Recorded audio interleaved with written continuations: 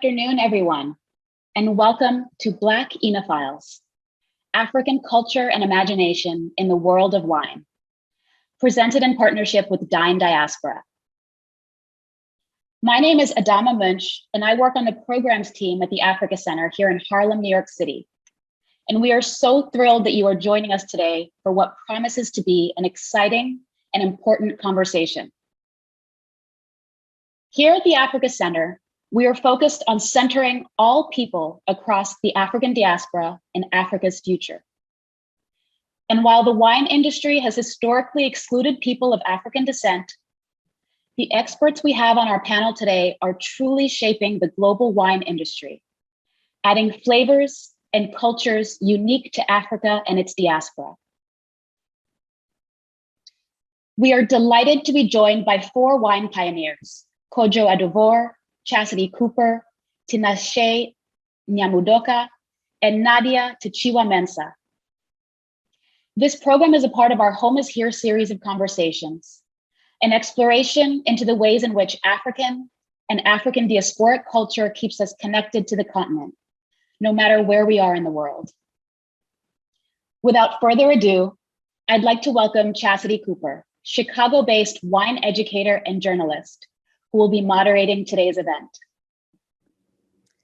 Thank you so much, and good afternoon, everyone. I'm super excited and super thrilled to have this discussion. I admire each of the panelists that I will have the pleasure of speaking with this afternoon. And so to kick off the conversation, I'd love to ask each of you, what inspired you to get into the world of wine? And anyone can jump in and begin. Okay, so hi, my name is Nadia Temensah. I am the founder of Sai Wine Cafe, and I've got to be very honest with you.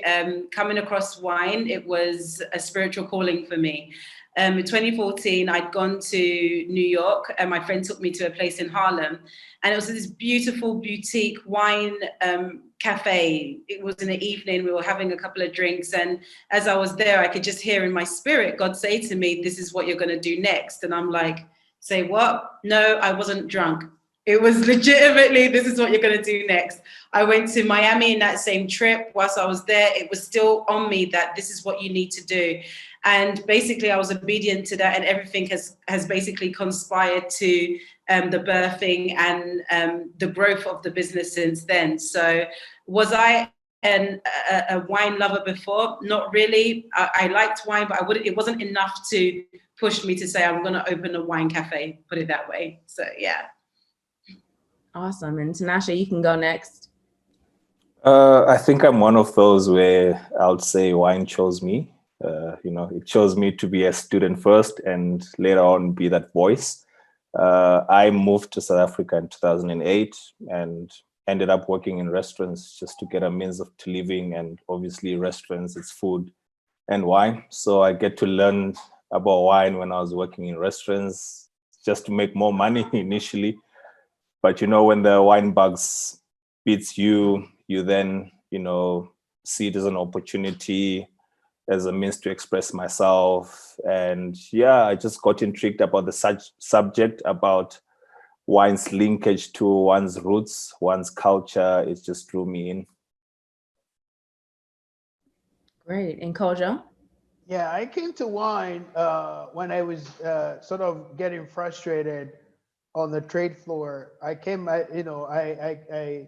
I'm an investment banker by day. I still am an investor, private equity, venture capital. So I was working on the trade floor of an investment bank, and I just felt like I needed to prove myself in something else. After having sufficiently done, this, and yeah, wine had been sort of a thing present. I started way back in 2004. I moved to Omaha, and the company that I was working with gave me the chance to literally buy a huge house, but it was largely empty. And one of my friends would say, "Hey, you should collect wine, fill out the house." So that's when I started. And then later on, just once I discovered the notion that all these things that people were smelling and tasted weren't put in there, but they actually just naturally were part of the wine. It caught my interest. And, you know, as an undergraduate in physics, you know, just the scientific part of piecing all of that together and breaking it apart excited me. That's amazing. And it's always so funny for me when people talk about wine and they're asking, well, how do you pick up blueberries, or how do you pick up bramble, or, you know, star fruit or anything like that? They think it may come from the actual fruit, but it's actually a little bit more deeper than that. So I appreciate you bringing that up. But I guess to really open up the conversation, the topic of our discussion today is really speaking about how the continent of Africa is, in my opinion, really paving the way and creating some incredible strides in the wine industry. And so as we're thinking about wine from Africa, a lot of people tend to think about just South Africa, but actually there are different parts of the continent that are creating some really innovative wines. And so I wanted to ask you all, are there regions outside of South Africa that wine consumers should definitely keep an eye on? And if there are, what are some different grape varieties and varietals that are coming out of those different areas of the continent? So I wanted to set a pace for sort of what, you know, our conversation here in defining, you know, this, and we had this conversation a little bit before. Wine is a culture, so you create cultures around a product. So naturally, wine grows latitude 30 to 50 degrees. So that puts us at the very tip of Africa and then the very bottom. That's why South Africa grows wine. Obviously, they're in between their elevation, the Rift Valley in Ethiopia, Kenya. You get some wine out of there. There's a long history there. But I want us to accept that wine is a culture. There's nothing like French vanilla. The Italians don't grow a bean of coffee. And there's nothing like Swiss chocolate or Belgian chocolate, but they own it. 80% of cognac, which by the way is made from wine, is consumed by Black people in Africa and the African Americans, 80%. So we create the culture around the things we enjoy and we like, whether we grow it or not. And I think African cultures are perfectly suited for wine. I think more so than anybody, we always share. Our foods, dinner is never with two people. It's a Western concept, right? It's always a big table. It's always a big family, and it's always a party or a celebration. And this is why I believe wine culture is growing in Africa. I'm sure Nadia can attest to this, and obviously Tinashe as well, is because our cultures are better fitted to the product than even the places that it grows or doesn't grow. Absolutely, that's a wonderful point. Tinashe and Nadia, did you want to add on to that? I'd love to hear your thoughts on that as well. Yeah, I think I concur with Kodjo in terms of wine being a culture that you create. But in terms of vineyard growing and quality wines, I think he's alluded to it that, you know, it grows mostly the tip of Africa in the north. But I just tend to concur that maybe it's going to be part of the discussion as we go on, is like the way forward for Africa is just that wine culture, whether it's wine made from Africa or it's just wine from all over the world. That's what's been missing. What I would love to add is obviously there's a history of beverage, especially alcoholic beverages being brewed in Africa.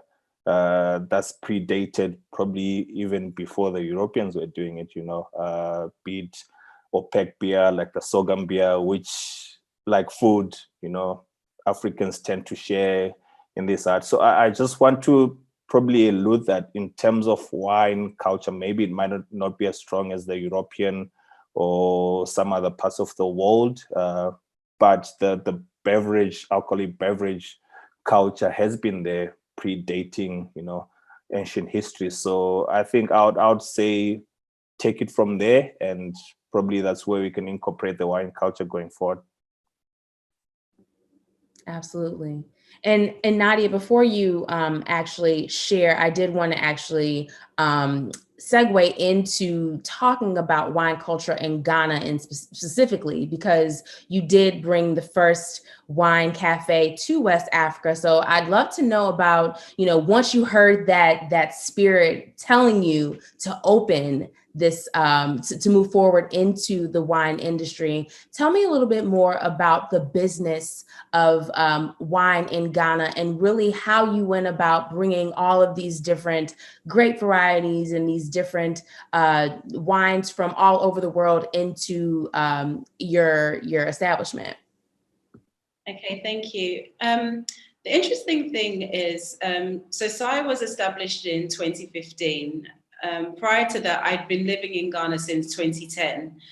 And one of the things that when you talk about wine, the market was flooded. Let's say your retail markets were flooded with your South African wines, but not your good quality South African wines. It was very much your cheap bargain bin wines that they were selling as your go-to wine. So for your mass market, they understood wine to be something from South Africa.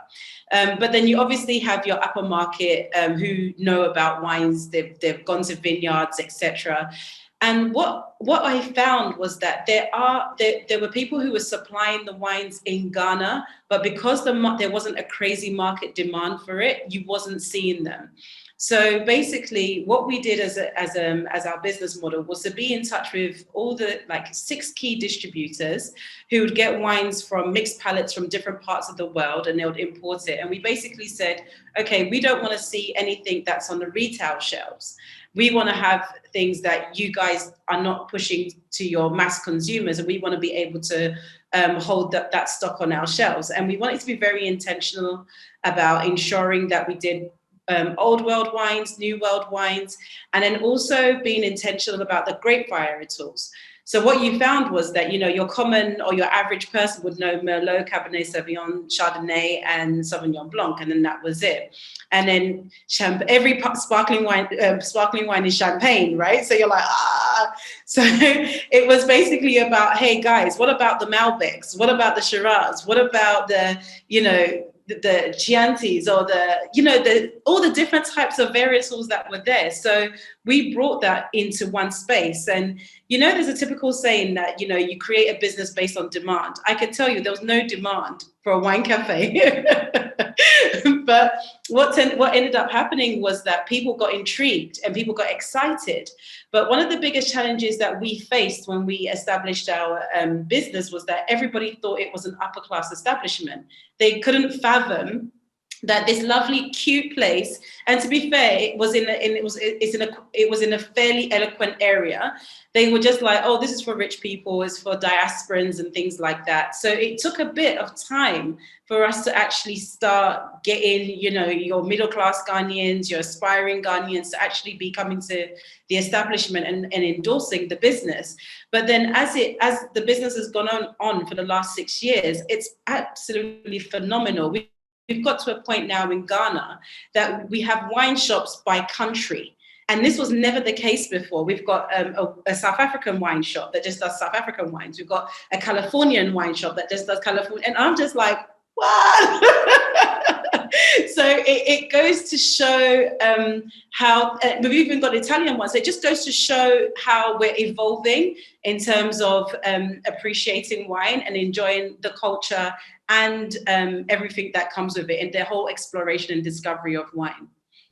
That's amazing. And you brought up 2 points that I definitely want to speak to. The first one, the fact that there are now, standalone shops for specific wines. That's incredible. But I think the part that I really want to discuss, and Kodjo, I think your experience as an Italian wine ambassador, as Nadia just referenced, wine is viewed, not just on the continent of Africa, but globally as this elite beverage. It's always been kind of viewed as this, oh, too bougie, or, maybe I'm not good enough to enjoy it. I'd love, for you to share your experience, in your travels to Italy, being able to share your love and your passion for wine with so many different people with the Africa Wine Club. How, if in any way, have you seen a shift in, people thinking, oh, wine is too elite for me? Or, have you seen more people become accepting of enjoying wine as a culture?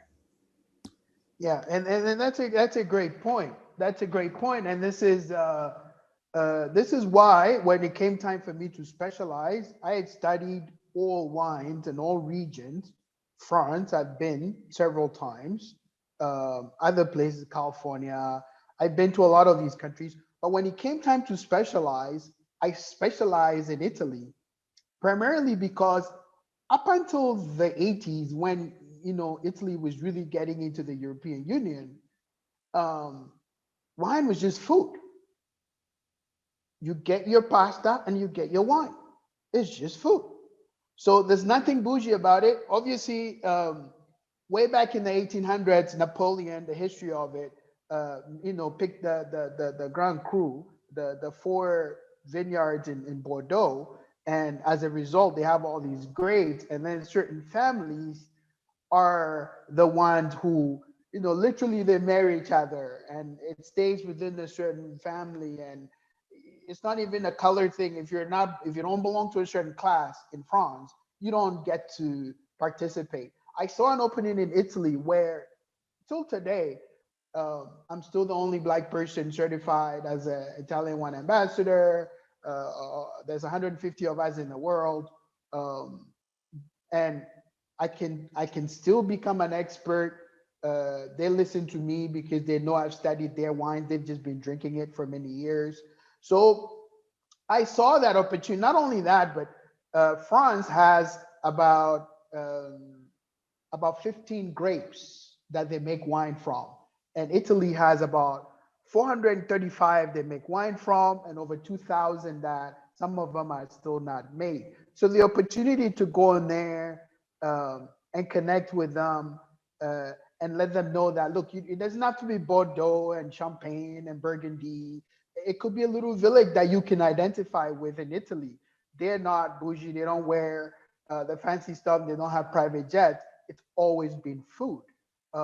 But the strategy, obviously, which Nadia alluded to, which maybe she didn't dig as deep into, is that the culture on the African side is largely driven by women. I've done wine club events, and 95% of my guests are women, and it's how the culture moves. They're Black women, and it's how the culture moves. It's how cool, a woman look, with her fro, with a glass of wine, is the coolest thing in the world. And as a result, that connection. So we speak into that. We try to connect them to the possibility. Not only that, in Italy, you get value for money. So it's easy to bring a variety, just tell everybody, look, there's a wine for you. There's 2,000 grapes. There has to be a wine for you. Sweet, not sweet, white, red, blue, green. There's a wine for you. So don't tell me this is not for you. You're gonna fit in. So that's the experience. I appreciate that perspective. And thanks for shouting out natural hair. Nadia and I are rocking our braids. Tinashe, I saw you drinking wine earlier and I was a little jealous. I should have poured me some, but it is 11:23 where I'm at. So I did want to, I'm actually curious, what is in your glass? I'm assuming you're drinking your own wine this afternoon. Yeah, I'm drinking my Kumosha Capsinso, which I make in the Western Cape in South Africa. So yeah. Amazing. And so it's 30 p.m. so. Oh, yeah. Kodjo touched on the relationship between food and wine. And I know that you have experience not only as a sommelier and a winemaker, but a lot of your career was in and has been in restaurants. So before we jump into, I really want to ask you about wine education and really delving into your learning experience about wine. But before that, like when it comes to working with a chef, in coming up with a wine pairing menu or the wine menu in general, what are some things that you've been able to, along your journey, decipher and learn and how to put different flavors and aromas together? Geez, where do I start from this? Well, I think for me, one advantage I came into the wine industry was I came with zero expertise, zero knowledge. So I didn't have any bad things to pick up or good things to pick up. So for me, it was just a learning curve, starting from the first time I enjoyed wine in a glass, not knowing about wine, but just knowing this is a Chardonnay, it's expensive, so it must be good. And that's how you taught when you're going in a restaurant.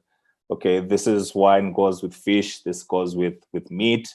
Then it's up to you as a waiter to then pick up, okay, if all goes with fish, but this Chardonnay is much more expensive. So my early education was just to make much more sales in the restaurant. But as much as I started to enjoy wine and appreciate it a little bit, there was a certain disconnect which was happening, that I'm working in these fine dining restaurants where they're selling foie gras and oysters and selling it wine, but I never grew up in that environment. I'm just serving this food. Even when I go home, I won't even be eating the food, but I'm telling myself I'm a wine professional, I'm in this wine education. So I think it was one of those profound moments where I started to feel really shit about myself, about the wine experience, and trying to then think about, okay, is wine only meant for the elite because I'm here white cloth, fork and knife, but when I'm going home I'm eating pap and stew with my hands?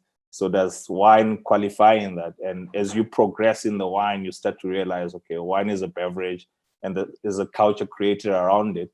Then I felt there wasn't a culture created around the environment I was going home to and enjoying wine into. So it became a fascination that obviously I started preaching to my friends. I'm into this industry doing wine.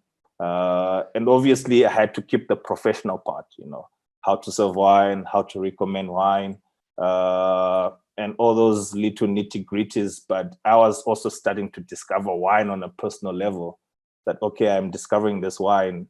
Okay, when I go home, I'm just going to buy this wine. Will it work with the food I'm eating at home? And no one was talking about it. And it was like an abomination. And you'd find to realize that even the wine producers, not even in Africa, but the world over, even up to today, the wine, whatever they post on their Instagram, or the wine lifestyle or the wine culture, doesn't depict an African home at all. The majority are having pap and stew there, but they're having wine. But that lifestyle, it's never depicted in this tradition of wine drinking. So I think it was one of the realization that really drove me into understanding this subject and wanting to learn and change it. But in terms of professional wine and food, working in these top restaurants, obviously it's learned. You have to understand your wine knowledge, where the wine is from, the wine style. You have to understand the food the chef is preparing, the technique he's using, and then trying to come with those pairings. Are you going for a pairing which is complementing the dish? Are you going with a pairing which is working against the dish, or are you going with a pairing where the wine is working with the dish? So it's part of that learned thing, which sometimes for me becomes much more, thought-provoking, and it's not the general enjoyment of wine. I think the majority of wine is enjoyed outside the fine dining space, of which I felt that space wasn't really represented in the African culture.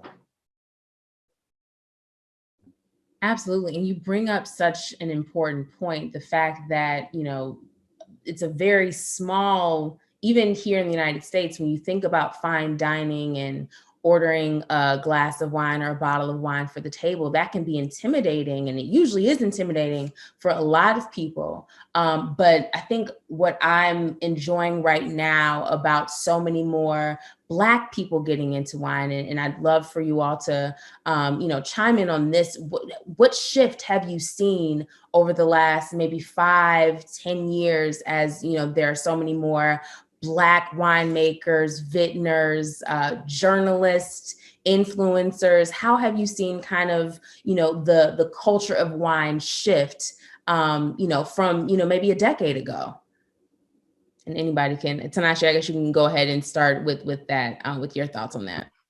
Yeah, I think obviously the exposure into getting into these spaces has actually shifted in its way, and that we traveling mostly, there's internet now where people can share and aspire. It has opened up the space and made it much more easy to access. And the initial challenge I had into wine was trying to fit in.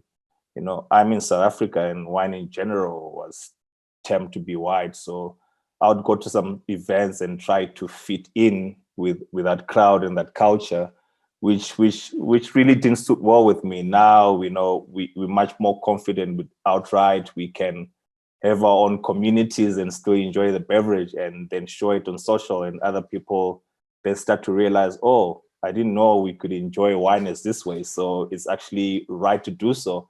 And obviously having professionals like me joining into the industry, understanding the beverage and really sending the message back to those who don't understand it has quite helped. Because, at the end of the day, we might talk of wine as just another beverage, but I think to really enjoy and appreciate wine, there's a degree of learning it, and you can't take away from that. I think that's why wine is just a different alcoholic beverage other than whiskeys and champagnes, because to enjoy it and to understand it, there's a degree of learning it. So I feel with the way of the digital space opening up, and us traveling around as diasporans, whether you're displaced economically or socially, we're just ending up in places where the wine culture has been there. But I think that the exciting part about me for what's been happening in the last 10 years, maybe those people who immigrated from Africa to European countries, coming back home and bringing the culture and wine to Africa, has really accelerated things. Absolutely. Nadia, what are your thoughts on the expansion of wine culture when it comes to those of the African diaspora? I think it's quite interesting how we're evolving. I mean, Tinashe, everything that Tinashe just said is 1000% in terms of the journey from being bougie to, but wait, we're eating fufu at home. Why are we not how does this make sense? But something that's really interesting that I find is that we are still in our educational stage. So we do wine and art events, we do wine and chocolate pairing events, we do everything, and we try to do it as much local things, as much local products as we can. But some of the challenges that we still get is that people don't know what they're tasting, because for us, we want people to appreciate wine for what it is. So if you're tasting wine, we want you to be able to see it's a bit oaky and tell that it's got a citrus flavor and stuff. But sometimes you'll do a tasting and you'll be like, what do you smell? Wine. And you're like, no. There's much more to it. But it's something that we're finding that's a journey, and it's something that people are really beginning to enjoy. And something that you asked earlier in terms of the pairings of food and wine. One of the challenges that we had initially with our chefs was that they were putting too much pepper in the food, and I kept on having to say to them, listen, it's going to clash on the palate, and we're intentionally building this food for our audience so that they can complement the wine. So sometimes we have to go through these learning curves with them, but then at the same time we recently started selling made in Ghana wine. Now it's not your grape wine, it's actually a fruit-based wine. So we've got 3 different varietals. You've got cocoa wine, cashew, and then coffee. So basically, a professor in Ghana has actually been able to extract the pulp of the cashew and of the cocoa and of the coffee bean, and then ferment it for 12 months and then basically bottle it as wine. And what we find with this wine that we have now is that it's not got tannins in it. It doesn't have sulfites in it. So therefore, what you find is the blend with our traditional foods, such as your fufu or your kenke or your highly fermented foods or your oily based foods, it cuts through very, very nicely. So I feel like in terms of, yes, we're creating grape wines in certain parts of the world, and with Ghana, it's still a bit of a challenge as to how we're going to be able to produce it locally. But in the meantime, also discovering alternatives, okay, that could equally be injected into the wine culture is also really important. Something else that I wanted to add is that a way that I see Africans shaping the wine dialogue is that, I'm not sure if a lot of people realize this, but for your mass Africans, not even Ghanaians or even Black people, they tend to like wines which are sweet. So a Moscato will always go first. So they don't know what to say. I like a sweet wine. Okay, would you like a Moscato? Would you like a white Zinfandel? Would you like a Riesling? Like, what level of sweetness do you actually want in your wine? So again, embarking on this journey and grape varietals and things like that, it's still a journey that people are embarking on. But what we found as a business is that people now like us because they're like, you know what, Sai understands our wine palette. They understand our taste palette, sorry. They know this is what we want. And every time we go there, they're going to continuously, you know, be feeding us with different options and varieties. And equally, it's a showmanship. Oh, I want to get someone a gift. Oh, let me get them some wine now, you know? So it's still something that's definitely growing. And it's still something that we, as people in the wine industry, have to keep on adjusting and adapting to as well. I just want to make a final point on this, is that with Sai in particular, we have so many different segments or demographics of consumers that come to our establishment. So we're constantly, you got your expat, you got your diasporans, you got your locals, you got your high end. So you're constantly having to navigate and say, okay, well, let me give you this because this would work better for you, you know? And it's still an exploration stage for us as well after 6 years of doing business. That's amazing. And to hear the fact that, you know, in Ghana, there are particular fruit wines that are now being made, that's not only, you know, innovative, but it's inspiring too. And it's really allowing for, again, as we've been discussing, this culture to emerge around wine. And I do want to ask if anyone has questions, or I should say this, please feel free to drop them in the Q&A box on the tab below. We are going to move into Q&A in about 5 minutes. And so, Nadia, you brought up, you know, certain fruits and certain, the fruit wine that's being made in Ghana. And Tinashe, I did want to come back to wine education. So when you were, well, for everyone who doesn't know, there is an amazing documentary that Tinashe is a part of called Blind Ambition, which really shows in a beautiful story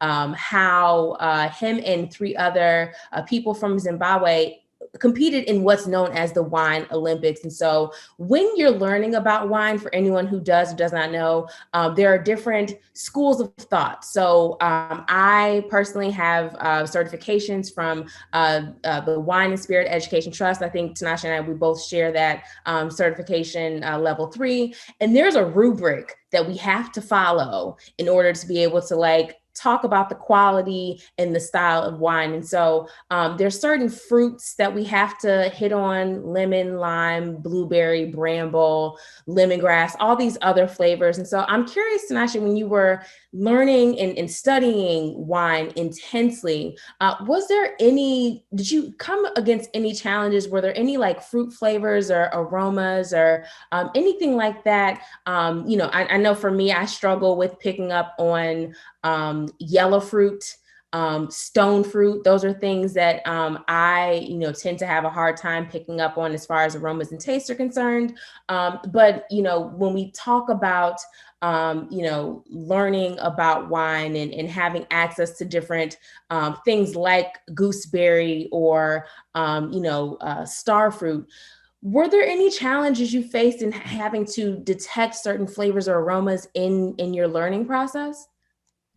Well, I have to say there was definitely challenges, and it is probably the most, if you've been into a tasting and you can't pick those up, it's the most embarrassing, moment of tasting wines. But I think, yeah, because wine is so Eurocentric, I never tasted a blackberry or seen a blackberry before. Blackcurrant, all those quince were so exotic to me. So, I'm studying wine and I'm trying to pick these up.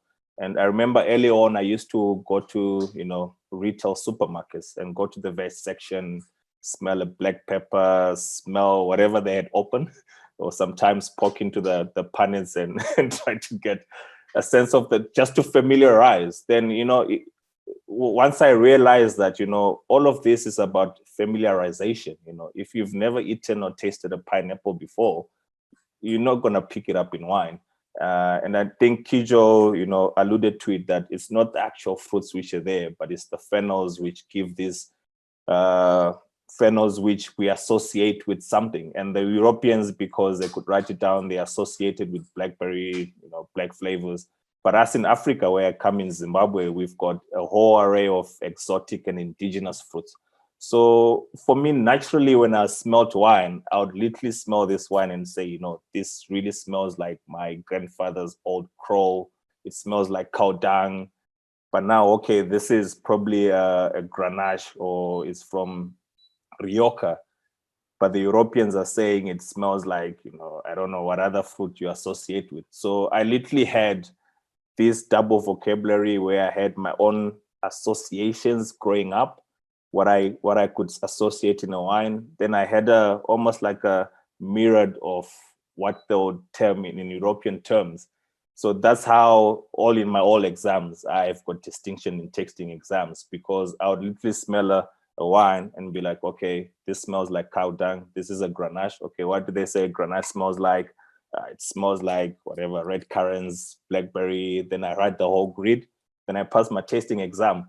But in doing so, I felt it was so nice. It was so, and you mentioned that we formed the team Zimbabwe. So we had this bunch of Zimbabwean guys, also sommeliers in South Africa. And now when we're meeting, we're smelling wine, and my friend Tongai is like, this really smells like a blackjack. This smells like this certain fruit, majanje we grew up eating. Then all of us became excited and be like, why can't we just create a vocabulary on our own? In future, that's why I came up with my Kumusha brand, where I felt that, sometimes it's difficult to say it with other people's things. I can't just grab a Canon Corp and all of a sudden saying it smells like this majanje from Zimbabwe. No one understands me. So I felt if I created my own wine brand, I could say whatever I wanted to say. I could drive the message in that way. And that's where we created the team Zimbabwe. And we went to compete in France the first year. And I tell you, the first year we're trying to find the blackberries, the brambles in the wine, and we came second from last. Then when we came back, we're like, guys, we're doing this the wrong way. Let's discuss our own terms. Let's come up with our own, what we can relate to. And when we went back, you could hear the Russians speaking the Russian, but they're not saying blackberry. I don't know what they're calling it. And the Spanish were doing the same. And you've watched the documentary. We were all speaking in Shona, which is my local language. And, we were coming up with these fruits, and we did way much better. We came 14 from 26, beating the French, the UK. So I think at the end of the day, I think the point is wine is all about association and memory. When you smell a glass, it's all about where does it take you? What memories does it bring to you? Maybe you've drank this wine and you smell it and you remember opening with your friends, or you remember opening it at this dinner party. And that became my motivation, my driver. So I was so fortunate that I came into the wine industry at the top echelon in front of the customer where I could learn. but I learned to understand wine, that it's all about association and putting context to it. Then you build up the culture. And that's what I'm all about. I'm with my message, with my brand, it's all about, I appreciate the nose when I'm with my fellow sommeliers and we can argue, no, this is Queen's, this is what. But when I'm drinking with my friends, it's like, do you enjoy it? Is it the texture right? Is it sweet? Is it dry? I think that's the most important part. And what I've learned in wine, especially when you learn more about it, you become geeky. So sometimes I take my sommelier and professional head out and just be like, if I'm enjoying this wine, am I worried about the blackberries or the blueberries in the wine? Or I'm just worrying about how the wine makes me feel. Does it make me feel happy or sad? Absolutely. That is such an amazing point. And I love that you brought up having to kind of create your own, not even kind of, but creating your own rubric for you to be able to identify certain flavors and aromas, and then, taking it off from there. So I appreciate you both. I know Kodjo, I think he dropped off, unfortunately, but we will be able to share his contact information toward the end of the conversation. But we're going to go ahead and get into questions and answers. So the first question I have, are there working Black-owned vineyards on the continent or elsewhere? Is there a logic to naming wines from the continent, much in the same way Champagne is from France, mead from Egypt, Shiraz from Iran? So I'll open that up to you, Tinashe, if you want to take that.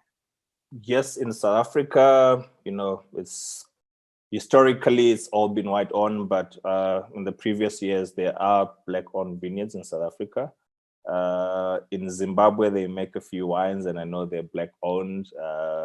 I'm not sure for up north, but in terms of wine of origin, I think that's what the question asks, because Champagne is technically, so when we say wine of origin is where the wine is being grown, and it goes into specific the culture, the aspect, the climate.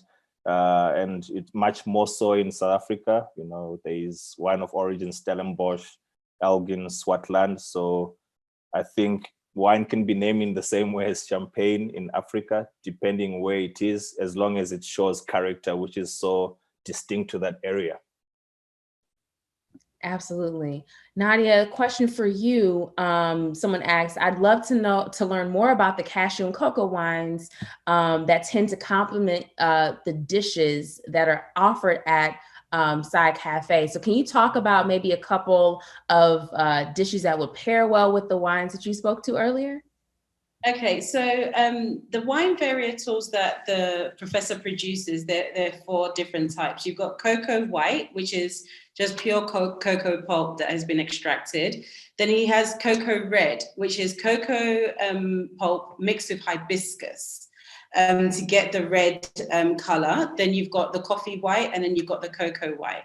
So like I said, so if you're having a tomato-based stew, and when I say stew, African stew, so a lot of oil, a lot of pepper, a lot of onions inside it, perfect. It goes really nicely. And believe it or not, I'm not sure people are familiar with our dish, fufu, which comes with soup. So a very heavy, starchy, carb-loaded dish. And then you got your light soup, your pepper soup, whichever you have. Afterwards, you can actually take a glass of the either of the wines, and it will blend really nicely with it again. So the whole point is that you don't get that shock of tannins and sulfites, and it doesn't clash. That's the nice thing about it. And to a certain extent, with the wines that we have, you can almost call them ice wines, especially for the whites, because blending it, you can actually put ice cubes in it and it's okay. Some people actually like to do wine spritzers with the cashew white, for example. So what we always say to people, that when you're coming to taste the fruit wines, don't have wine in your mind or on your tongue or anything like that, because there's going to be a deep contrast between the two. If anything, just be ready and then see what you're going to taste. And for each of them, there's a different palette on each of them. But I actually like what Tinashe said. I've taken a lot from what he said, because it's true. I do like the idea about how does the wine make you feel? I think that's a very important conversation, because it's really unfair for an African to try and figure out what cherry is if they've never even seen a cherry before and stuff like that. So I completely concur with that. But yeah, so in terms of the local wines that we have, it pairs very well with any kind of African dish that we have, any across board. Amazing. We got some more questions rolling in. Tinashe, maybe you can speak to this. How can the continent prepare for climate change, and how is it affecting the wine industry on the continent? Obviously, here in the United States, as you all have probably seen across the news, wildfires tend to greatly impact the west of the country, so California, Oregon, Washington State. I'm curious to know how climate change in your winemaking, if it's been a major, if it's impacted, the vines, if at all.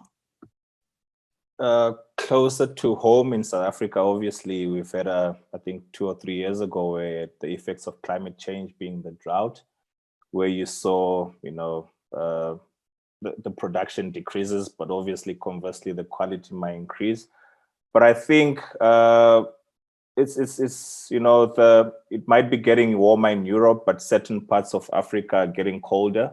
Which means we can improve the quality of vineyards in Africa in some certain spaces.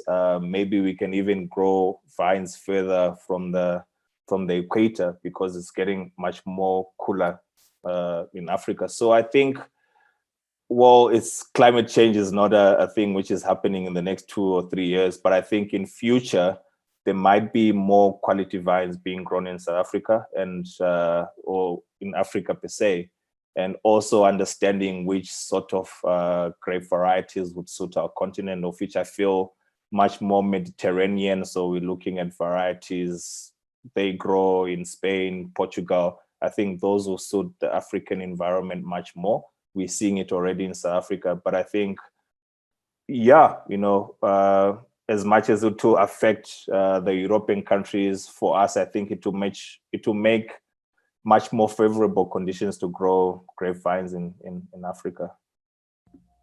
Totally. And thank you all so much for your questions that are coming in. This last one, I think, maybe second to last, depending on the time. But I'd love to pose to the both of you. Obviously, we're still very much so living in a pandemic. The world has changed significantly over the last year and a half. And so I'm curious to know, how has the pandemic affected the wine industry on the continent? And Nadia, you can start from a retail perspective. Interestingly enough for us, the only thing that slowed us down was the fact that the imports weren't coming in any longer. So therefore, the suppliers had to use whatever stock was left. And then now, obviously, with the shipping issues and stuff like that, the cost of has actually has increased. Let me just say that. Basically, that causes a challenge in terms of the cost of us being able to sell wine to people. And just recently, as of last year, Ghana increased the import duty on wines because they see it as a luxury product. So it's pretty crazy. So if there's a €2 bottle of wine in France, and then by the time it gets to our shelf, it's ended up costing €10. So those are the kind of challenges that we are having to deal with right now.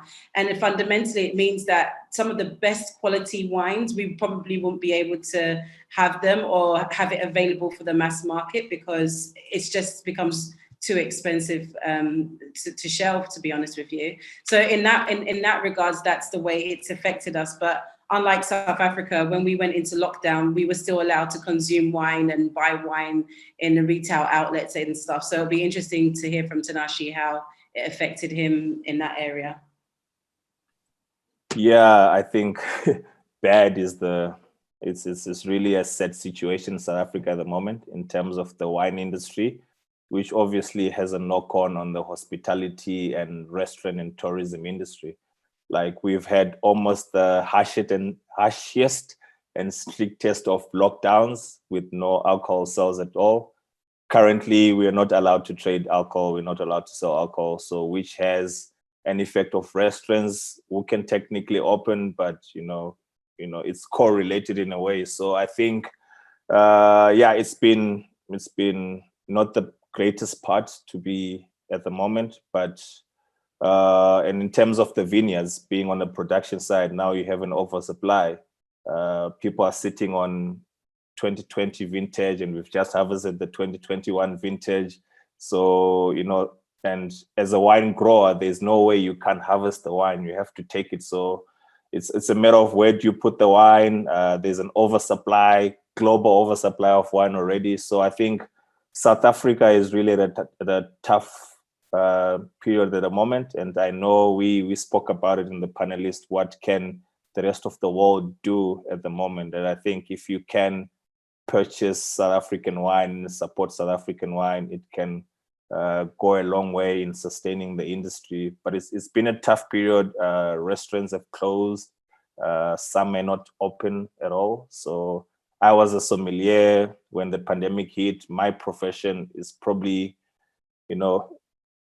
irrelevant at the moment because there's no one sitting in the restaurant. So yeah, it's that difficult. But one interesting point I always make is that, what has changed is only the distribution and the access to wine.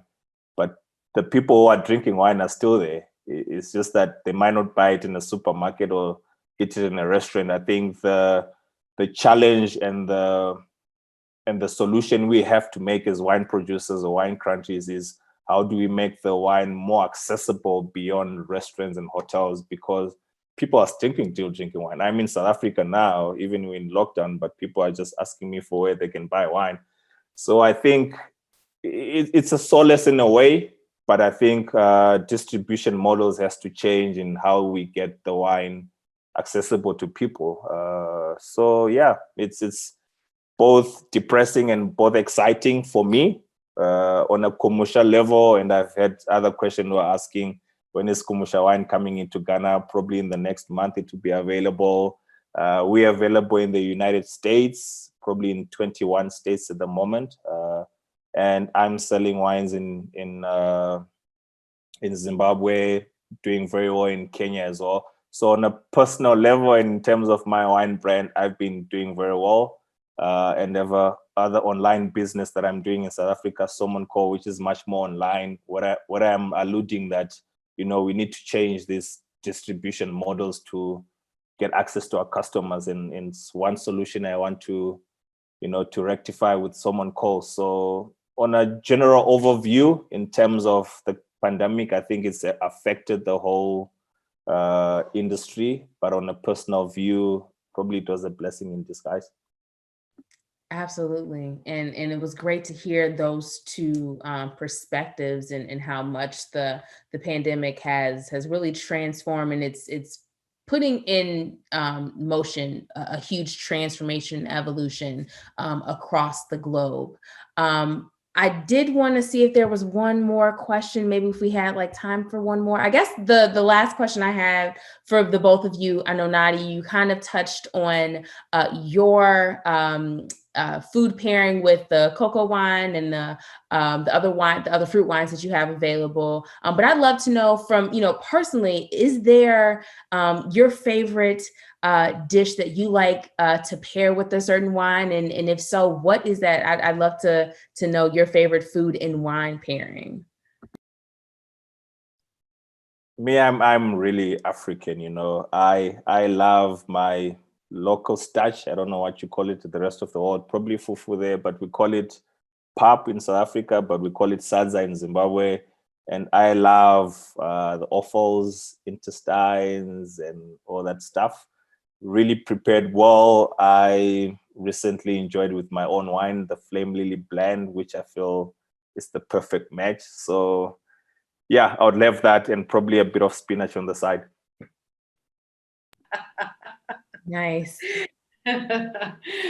Yeah, mine is not as exotic as that. So I think, to be honest with you, my go-to wine has always got to be a Malbec, an Argentinian Malbec, just I go crazy over it. So a nice full body Malbec with, we at Sai, we serve something which is like a beef fillet and then garlic sauteed potatoes. Like, it just puts me to sleep. It's delicious. Those both sound so amazing. And Chasity, and I know Nadia is coming from Ghana. I was recently in Nigeria for like a month in Lagos, and there's a whole conversation I always try to stir between these two countries, like who makes the best jollof. And what's the best one with the jollof? And since I'm gonna like stir up the pot a little bit, what would be a great wine pairing, whether it is Nigerian or a Ghanaian jollof rice? I'm curious, and that'll be our last question because I know I got to wrap up. No, I tried quite a lot because it's quite intense. Like I felt a Malbec, I had a Chilean Malbec when I was there with the jollof. It really worked well. You know, it was quite versatile with a more riper, juicier Chardonnay from Australia as well. So I think if you can manage to handle the spice, you just home and dry. Nadia, any last thoughts? Well, first of all, I just want to say thank you for this conversation. A lot of things that Tinashe has said has actually got me thinking, let's say, because I think sometimes when, you know, we're doing our wine experiences and stuff, we could really see that our consumers are going left. And we're like, no, this way, guys, this way. But I'm almost feeling like we should create that free fall and redefine what it means to be a wine consumer on the continent. And like everything else that us as Africans do, is to make it our own in our own way. It doesn't necessarily have to sound like what it does in other continents, but I think there's a few things that we do still need to do to teach our people in terms of how to hold a glass of wine and all of those kind of things. But there's a lot of lessons learned. And I think one of the other challenges is, you know, even the names of the wines throws people off. Whether you're calling something Sangiovese or, you know, Semillon, and like all of those things, and on the tongue for people to even pronounce it is heavy. So, you know, all of these, I feel like this is really insightful. And I think one thing that I've personally taken away from this is how are we going to continue to make the wine experience our own? And I think that's powerful. I think that will be an interesting something that will be interesting to like unfold over the next few years. Amazing. Well, I will wrap up there. Nadia, Tinashe, and Kodjo, I want to thank you all for sharing your expertise and your insight. I'm taking away so much from this conversation. And when I do have the chance to come to Ghana, South Africa, I will be looking you both up because I want to be able to enjoy wines and experience them with you all. So thank you so much. And I want to thank Dine, Diaspora, and the Africa Center for this opportunity. And I believe I am going to turn it over to Nina so she can have some final thoughts. Well, thank you all so much. I can't echo that enough. We've heard so much about wine, and if there's one takeaway I'm leaving with, it's definitely that wine is a culture that you create. And as you create it in all the countries that you're from across Africa, we're looking to support, as you both said, whether it's in Ghana, Zimbabwe, or South Africa. And I think we, you know, when you mentioned the jollof, everyone, I was like, yes, because I need to know. That is like something we all have to know around the world, no matter what type of jollof we're eating. But thank you so much, Chasity. Thank you, Nadia, Tinashe, as well as Kodjo, who had to drop off. But please find everyone online. And the way to keep in touch with all of us, with Dine Diaspora, follow Dine Diaspora on Instagram or Twitter, and sign up for our newsletter. Same with our partners here today, the Africa Center. Follow them on Instagram or Twitter, and sign up for their newsletter as well to keep up with more events like this one. And most of all, we want to be able to share with you a dynamic presentation here. As you sign off, watch the Home is Here campaign from the Africa Center. And we'll be ending with this short film that celebrates the unique experiences across the African diaspora that make us feel at home no matter where we are. So thank you, everyone, and have a great rest of your day or evening, wherever you may be in the world.